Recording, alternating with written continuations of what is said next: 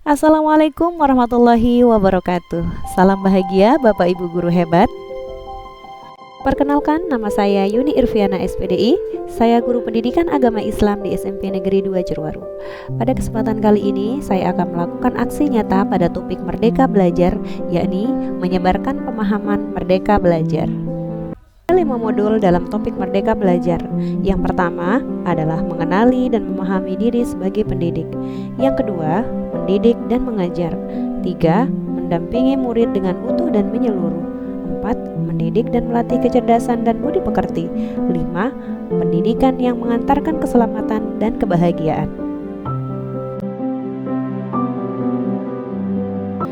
Baiklah teman-teman, langsung saja saya akan mencoba menyampaikan poin-poin penting dalam topik Merdeka Belajar.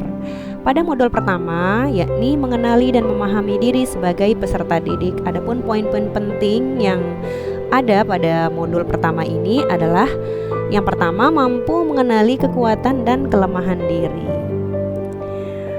Sebagai pendidik, kita harus tahu apa kekuatan dalam diri kita dan apa kelemahan dalam diri kita. Kekuatan itu harus kita kembangkan dan kita gunakan untuk mendidik dan mengajar murid-murid kita dengan baik. Sedangkan kelemahan ini berupa suatu hal yang bisa menjadi kekurangan, dan ini bisa kita tutupi dengan berbagai ikut serta dalam pelatihan ataupun workshop untuk menambahkan wawasan atau pengetahuan kita. Yang kedua adalah mengenal karakteristik dan kebutuhan peserta didik. Sebagai seorang pengajar, kita tentu harus tahu bagaimana karakter siswa dan apa kebutuhan yang diinginkan oleh siswa. Yang ketiga adalah menjadi manusia yang hidup dan bersandar pada kekuatan diri sendiri, baik lahir maupun batin, dan tidak tergantung pada orang lain. Dan ini menurut Ki Hajar Dewantara. Yang keempat, pendidikan menuntun kodrat yang ada pada peserta didik agar dapat mencapai keselamatan dan kebahagiaan. Yang kelima, pendidikan berperan penting pada perkembangan peserta didik sesuai dengan perkembangan zaman. Yang keenam, mendidik anak sama dengan mendidik rakyat. Yang ketujuh adalah guru harus adaptif terhadap perubahan zaman. Pada modul 2, mendidik dan mengajar, ada 6 poin yang bisa kita ambil. Yang pertama adalah pengajaran merupakan bagian dari pendidikan. 2. Pengajaran merupakan cara menyampaikan ilmu atau manfaat bagi hidup peserta didik secara lahir maupun batin. Yang ketiga, mendidik adalah menuntun segala kodrat yang ada pada peserta didik sehingga dapat mencapai keselamatan dan kebahagiaan setinggi-tingginya.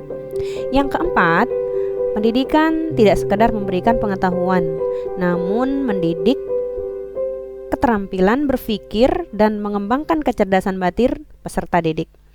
5. Sistem Among, ing ngarsa sung tulada, ing madya mangun karsa dan tuturi handayani. 6. Manusia merdeka, manusia yang dapat menguasai dan memerintah dirinya. Selanjutnya pada modul 3, yakni mendampingi murid dengan utuh dan menyeluruh. Poin-poin pentingnya adalah pendidikan bergerak secara dinamis, menyesuaikan keadaan bergerak begitu cepat. 2. Setiap peserta didik lahir dengan kodrat alamnya masing-masing. 3. Perubahan tidak bisa dihindari sehingga cara mendidik dan mengajar perlu disesuaikan dengan perkembangan zaman. 4. Guru dapat merancang pembelajaran berkelanjutan, terbuka berdasarkan kebudayaan bangsa. Hal ini sesuai dengan asas trikon yang dimukakan oleh Ki Hajar Dewantara, yaitu continue, convergen, dan konsentris. Selanjutnya pada modul 4, yakni mendidik dan melatih kecerdasan dan budi pekerti. Adapun poin-poin penting yang bisa diambil adalah yang pertama, budi pekerti atau yang disebut dengan watak dapat diartikan sebagai bulatnya jiwa manusia yang merupakan hasil dari bersatunya gerak pikiran, perasaan, dan kehendak atau kemampuan sehingga menimbulkan suatu tenaga. Yang kedua, keluarga merupakan tempat yang paling baik dalam melatih karakter anak ataupun murid. Sedangkan yang ketiga adalah Pendidikan harus mampu memahami kodrat anak atau murid sebagai individu yang sadar dan mampu memikirkan, memahami, merasakan, berempati, berkehendak, dan bertindak. Sedangkan pada modul 5, pendidikan yang mengantarkan keselamatan dan kebahagiaan. Adapun poin penting dalam modul terakhir ini adalah ada 3. Yang pertama, sebagai seorang guru tidak hanya mengajarkan ilmu pengetahuan saja, tetapi guru juga dituntut untuk mampu membimbing dan memantau peserta didik untuk mencapai pemahaman yang bermakna. Yang kedua, perspektif guru tidak selalu sama dengan perspektif peserta didik. Yang ketiga, fungsi pendidikan adalah mengantarkan peserta didik agar siap hidup dan mampu mengisi zamannya.